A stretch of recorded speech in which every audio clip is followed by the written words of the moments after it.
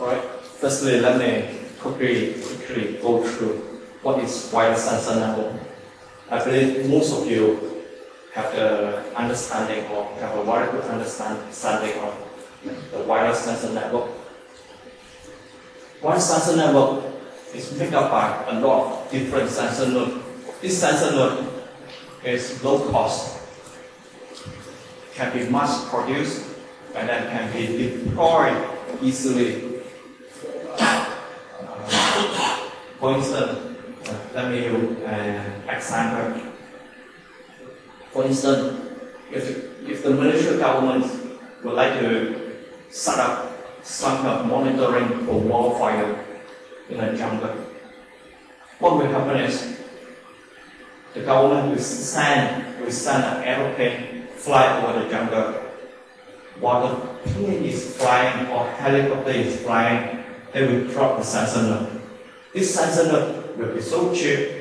Alright, what it is only equipped with a thermal detector or smoke detector, and then a low cost processor, and then a transmitter unit. This is so cheap. Alright, there's no point for you to send in the people to install the node one by one. There's no point to do that because they will be too costly and too time consuming. You send a plane, fly over, drop the thing, everything will be up and running, as simple as this. The sensor network, what we are talking about is cost and size. If you want to achieve these two, a lot of research so far is working on the cost, how to reduce the cost, and then how to drive the hardware size as small as possible. There's a lot of things happening right now.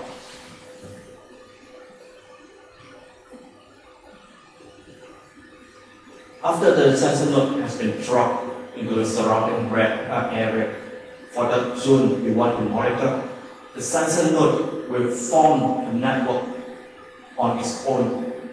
Alright, they will start monitoring its ambient environments. If anything happens, the signal will send back to the center point. And is the unique, or is the benefit, or is the unique feature for the sensor node, for the wireless sensor network. It's simple to deploy, it's low cost, and it will form a network itself. All the nodes will work together to get the crucial and critical information back to the, for instance, we have a control center. This control center probably linking up to the police or the fire brigade. If anything happens, actions can be taken immediately. And right now, here list out some of those features of sensor network, wireless sensor network. As I previously mentioned, the hardware have to be as small as possible, as simple as possible. And then the sensor node, number of sensor node, we are talking about highly dense density. You don't apply one or two, but you apply thousands. It depends on the area. If your area is bigger, you've got to apply more. And it's usually have a high redundancy. Alright? For instance, you transmit one packet, not only one or two other sensor nodes will pick it up, but we are talking at least 5 or at least tens or hundreds of neighboring sensor nodes can listen to this packet. This density we are talking about, this density guarantees that the packet will run through the network with multiple paths.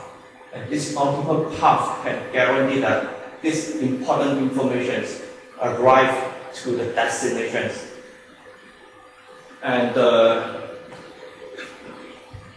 network, as I said, the network basically self-forms and based on the radio link. And then it's no recycle for the sensor node.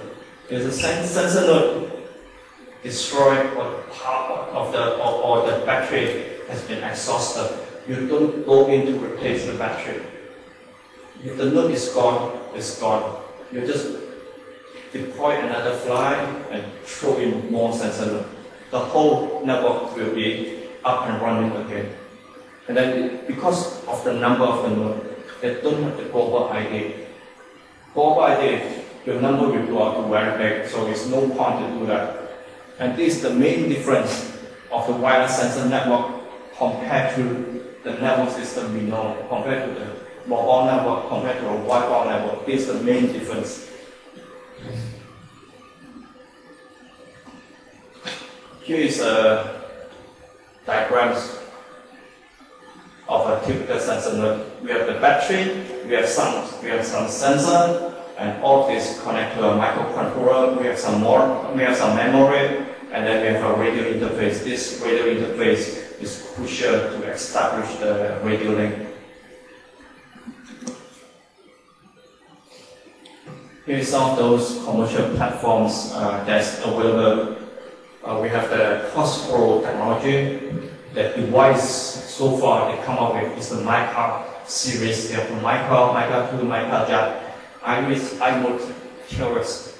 This kind of node, this kind is more or less is a prototyping, allow you to do some basic prototypes. One of the sensor node is cost around, I would say, 300 ringgit on that region. We also have the previously known as the Moon Ivy Sentinel. The device currently is only the T-Mode Sky.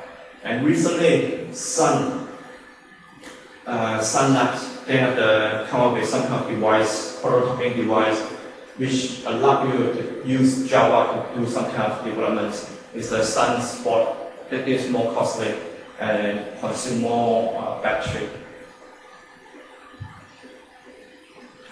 If you see the table below, is basically summarize some of those processors used by the commercial products, some of the radio and some of the sensor. For you to design a sensor node platform, actually what you need to do is choose and mix. You need to determine the sensor node, how powerful you require the processor to be. Are you going to do a lot of processing, or are you just let the processor will be idle most of the times? Alright, if you need more powerful processor, you just choose some of the more higher range products. And then the radio as well, you can use 2.4 gigahertz or some of those down to megahertz range radio. It's really up to you what is your requirements, what is your specifications, and then the sensor, what kind of thing you want to send, you want to monitor from light temperature to human body, blood pressure, temperature, and then blood flows. Right now, we have been approached by some kind of company to do the gas monitor. In Malaysia, a lot of people is using the gas tank. So the risk, although is there, but if the gas is leaking, it's only one tank of gas will be leaked. But in the UK or a lot of European countries, the gas is provided by the main pipeline. You have the gas infrastructure. When the gas is leaked, that will have a very dangerous situations. Therefore,